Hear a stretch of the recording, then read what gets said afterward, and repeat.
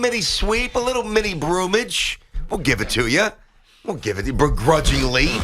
I mean, listen, Teke, the reality is that we make a bigger deal out of this series than we probably really need to. It's still 2 out of 162. But, listen, from the outset, the day before, Buck embraced this. Obviously, the fans embraced this. The Mets played very crisp ball. Last night was a surprisingly good, close game. Obviously, a mismatch on paper going in on the mound.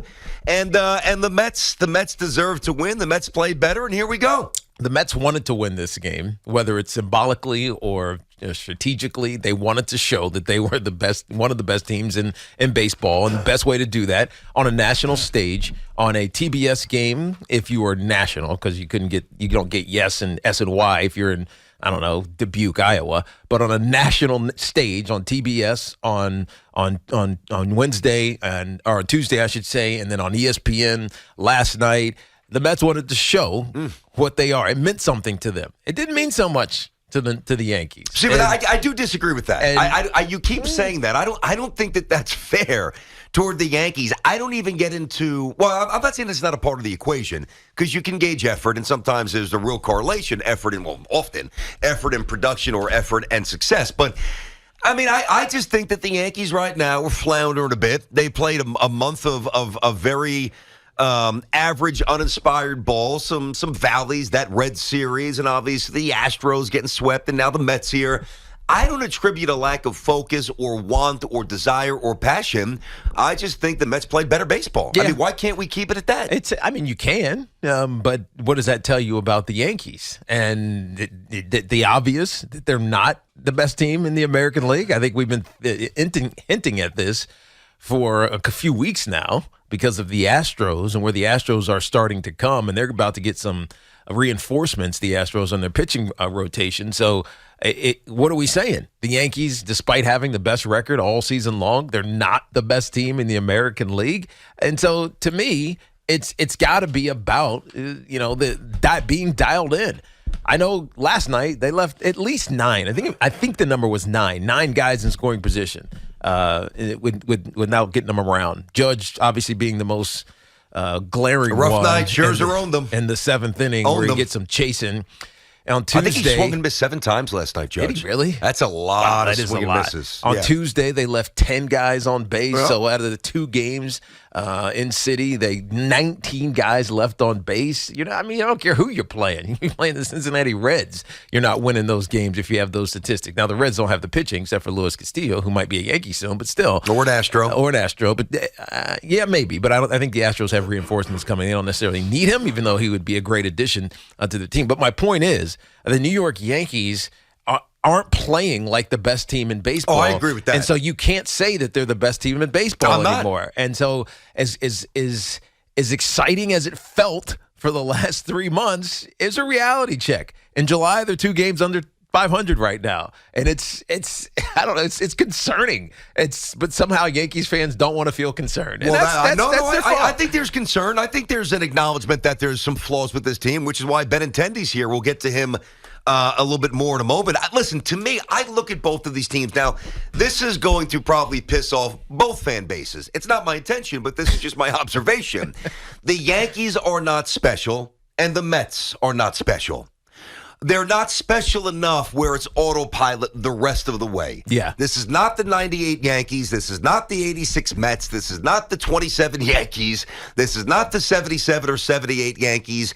It might be the 69 Mets. That's a team that kind of feels like a little more magic and a little more special and a little more, not overachievement, because I'm not trying to go there. Met fans, I'm certainly not going there. But these images of October glory that we conjured up over these great starts for both teams, I do think we went a little nuts on both sides of the aisle here. But it's hard not to. No, I understand. You can enjoy it, but as long as you've got the perspective, and the perspective for me is that both teams still need to do things. The Mets very easily could have lost last night because the moment that Buck went to a bullpen, he gets tagged for a 2-run bomb by Torres. Yeah, but the Mets better get some bullpen arms.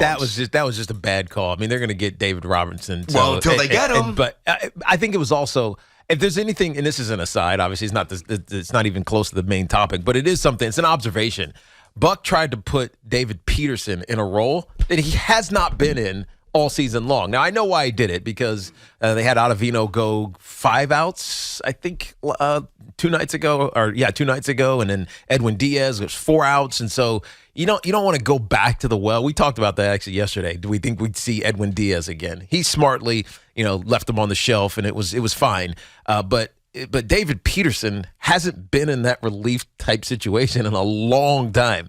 And so you throw him in there, his rhythm, you could tell his rhythm was off. His first 4 pitches were balls, right? He walked Rizzo in 4 pitches, and then Torres 5 pitches, a walk and a home run. Mm-hmm. And so it's just not what he's used to this season. He's been actually really good as a spot starter. Pushing back in the bullpen is something that's going to take some getting used to. So it was a bad call, but luckily the Mets were able to get themselves out of it. That's the only question you had about Buck Showalter's decision making. But to me, the biggest takeaway is that yes, the Mets haven't been elite, but they're really damn good, and they find ways to win, which makes you excited about them. And they're actively making moves. And the Yankees just aren't the best team in the American League, despite what we've seen all season long. They have flaws. And interestingly, Aaron Boone said that. He said, we are very beatable. We've been very good, but we're also very beatable. And the Mets showed that to them. All right, T, 10:09 here on the Fan. So, Met fans, you've got the form. You get a little gloating here. You get the stage. That's what happens when you handle business in the Subway Series. 877-337-6666. Tiki and Tierney on the Fan. We're inside of our Town Fair Tire studio. Our friends at Town Fair remind you that at Town Fair, you always get the guaranteed lowest price on name brand tires from Connecticut to Maine. Nobody beats Town Fair Tire. Nobody. Listen, what these 2 days do, they're a great diversion. Aside from, getting the juices going and having the byplay on the radio and the tweets and the energy Yankee Met dynamic, it's a great diversion from the overall monotony of a very lengthy and at times boring baseball season. That's right. Especially, we're almost in August. Yeah. Right? People are going on vacation. They're chilling. If we're watching the Royals and the Yankees like we're about to watch for 3 games or that's whatever, 4 games. Four games. Are we excited at the beginning? Well, I want to see the Yankees get healthy on the bad team. That's what I'm excited about. But I understand what you mean. Point. Like the Royals and the Yankees, it's just like, I guess maybe I'll watch that. But the Yankees and the Mets, you're watching it. It's totally different. It just spikes the emotions. And listen, it very well might prove as a foreshadow to a few months from now. Hopefully not the end result, but at least from our point of view. But these teams meeting again, and listen, the Mets are going to make moves. The Yankees made the move with Benintendi, which I absolutely love. He's a good contact rate guy. He's in his prime. He's got good wheels. He's a good fielder. He's got some playoff experience. It lengthens the lineup, and more importantly, it just puts Gallo, on the highway to out of here, which is eventually going to happen. Now he's not vaccinated. We know that story. The Yankees don't play up in Toronto until September 26th through the 28th. Yep. With a double-digit lead, that's not even necessarily paramount if they're able to maintain that. Now, if you've got to go to Toronto in a playoff series, that's different. The intimation is that he would get the vaccine, and the Yankees apparently made the deal with the knowledge that he is going to get it. And listen, the prospects they gave up, we're not going to get too in the weeds on this, but it's 3 younger guys, 3 lower-level single-A pitchers, 2 righties, a lefty. One is 19th. One is rated 21st in the Yankee system, not baseball, in the Yankees chain. And one is unranked. What I find interesting, though, and this is going to be interesting tonight because Benintendi's going to play. Is Judge now the 2 or the 3 hitter? Like this, to me, I would rather see DJ, Benintendi without Stanton, who's going to be on ice for a little bit. Go with DJ, Benintendi, Judge 3, Rizzo 4, and then some combination Torres, Carpenter, Donaldson. Because if you go that route, 1 through 4, you got righty, DJ, Benintendi, lefty, righty, Judge, Rizzo, lefty. I like that. Yeah, I agree. It forces opposing Skip to really think about his rotation lineup, and really also how he's going to get into the bullpen. Especially if that top of the lineup comes up later on in a game and it's a close game. It makes it really hard for opposing managers to line up correctly their pitching rotation. So absolutely, I agree with that. But Benintendi is such a clutch hitter. I think he's hit safely in 19 to 22 games over the last couple of weeks here. So you could easily drop him back and fill that hole that has existed in the back end of the Yankees lineup. You can do that too. You can put him 7th but or he's so. such a great athlete. I want him on base, and I want bangers behind him. I agree with you. So I put him in the 2 hole. I know you've had Judge there all year long and leading off at times, Judge, but drop Judge back, it's still going to get him those necessary at-bats, meaning those extra at-bats because he's at the top of the lineup. Especially with DJ really finding a stroke the last month and a half, hitting a lot of balls to right field. You can probably mess around and even put, because he's a better athlete than DJ. DJ's not very fast. He's a good base runner, but he's not incredibly quick. You could go, theoretically, Benintendi 1 and DJ 2. And, had that hole open on the right side. Obviously, Benintendi's a higher on-base guy. First baseman holds him on. You got that hole. That's playing to DJ's strength. So, we're going to have some options here. We'll probably get the answer tonight because the Royals are in town and Benintendi's here. But, listen, the story's the Mets. The Mets own the town right now until proven otherwise.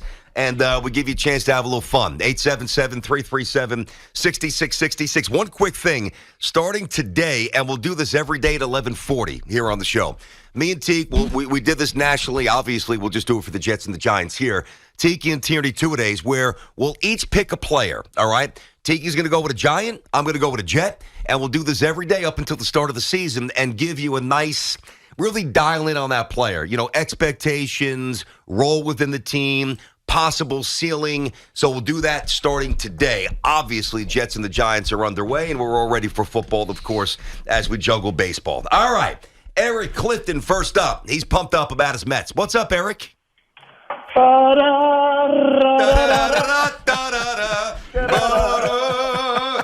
let's go, BC. Let's go. I heard you say my Mets are not special. So, watching this team, what they did the last 2 days, when that ball comes out of Diaz's hand, I'm like, I've seen this movie bazillions of times before, but this time it had the alternate ending. The Mets kept their heads in it and won. And then the end of this game, yesterday, when they took Scherzer out with a 2-run lead, I love Buck, and Buck we trust. Yeah. But give him one guy to put on the base and then take him out. Go for the complete game. And then when the league evaporates, 2 batters in, and then they still come back. And again, we're watching the alternate ending of these movies with this Mets. It is different.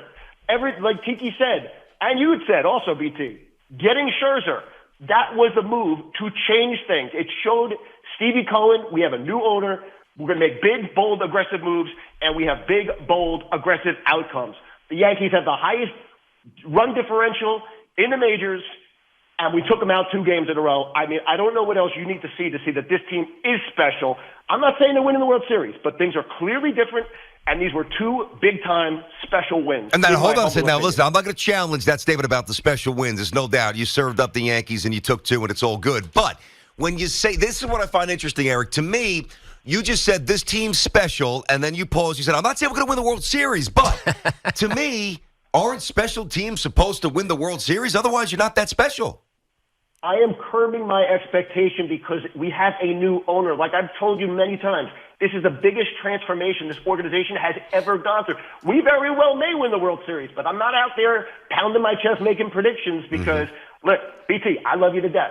But about a month or 2 ago, you were gushing about the Yankees pitching, and now it's like, oh my God, we got to get at least 1 arm, if not 2. Yeah, I think we need 2 coming back. I know. We got the teamwork to make the dream work. Yeah, let's go. And I told you that 99 jersey is going to look beautiful on you next year. But I will tell you this about Judge. I got to tell you, I haven't watched a lot of Judge, but I will just say his approach. I was talking to a Yankee buddy of mine the other day. I said he has the closest approach to, and I'm talking pre-steroids guy because I think he was still a phenomenal baseball player, the closest thing I've ever seen to Barry Bonds in terms of he locates the ball when it comes out of the pitcher's hand, he identifies the pitch, and between his eye, hand, bat, he is able to put the barrel exactly where he wants it to go, and he's really tremendous. Is a special player. He's tremendous. Eric, good call. Way to get it going here. He did miss a couple of sliders I thought he could have hit last night. Yeah, he was. You could just tell he was not confused. Couple of hangers, though. He was not hangers, but hittable ones. He was confused by Scherzer. And Scherzer in the 7th inning, when he went after him, because it was all sliders. That's right. Slider called strike. Slider, he swung at it and missed. He got a ball and I think he threw one changeup just to show it. No, it, he right? threw a four-seamer. A four-seamer, okay. 96 miles an hour, and Judge fouled it off.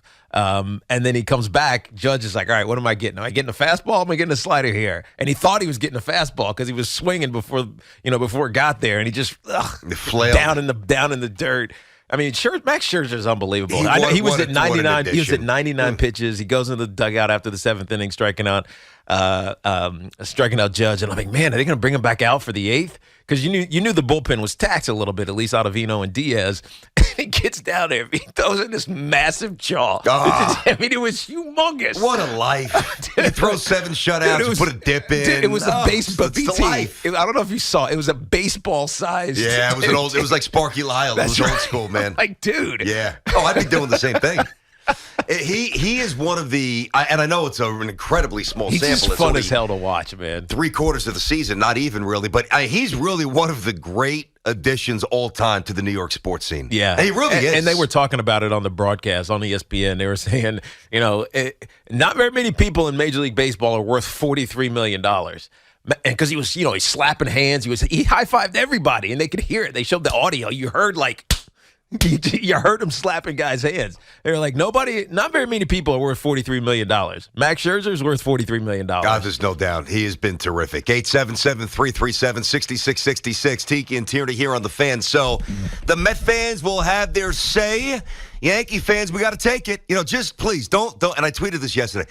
Don't be that clown who walks around today and you think you're dropping the mic when you say 27 championships. You really sound like a moron. Take it on the chin. Put on the big boy pants. We played them twice. They beat us. You got to man up. We'll see them again in August. Got a new addition, Benintendi. But you got to absorb it. You got to take the L. Mets deserved it. Mets play better. 877-337-6666. Tiki and Tierney on The Fan on this Thursday.